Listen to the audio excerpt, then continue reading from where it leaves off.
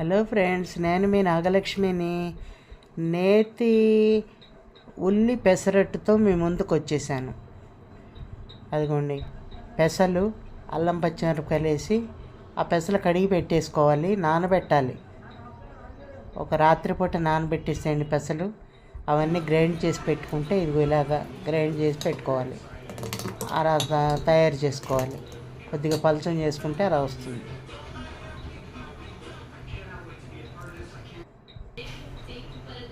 ఉల్లిపాయలు దాంట్లోకి సన్నగా తరిగి పెట్టుకున్నాను.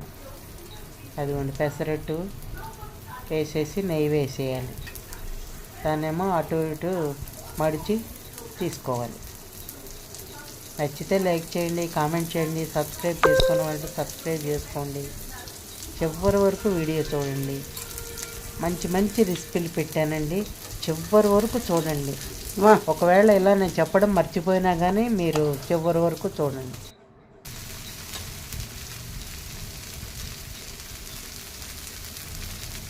అది చూడండి, పెసరట్టు ఎంత బాగుందండి. ఉల్లి పెసరట్టు, పచ్చిమిరపకాయలు, అల్లం ఏమో ముందే వేసేసాము. అలా మడుచుకోవాలి.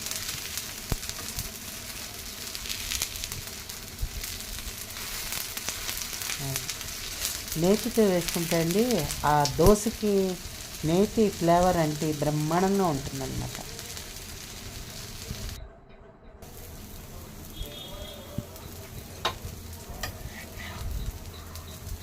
ఉన్న పెసరట్లన్నీ అలా వేసేసుకోవాలి. ఎన్ని కావాలంటే అన్నీ వేసేసుకొని మిగతాది ఫ్రిడ్జ్లో పెట్టుకోవచ్చు కావాలంటే. ఇది అన్నంలో నంచుకుతేనే బాగుంటుందండి. అది రెండు పెసరట్టు, ఉల్లి పెసరట్టు రెడీ అయిపోయింది. మీరు చేసుకోండి.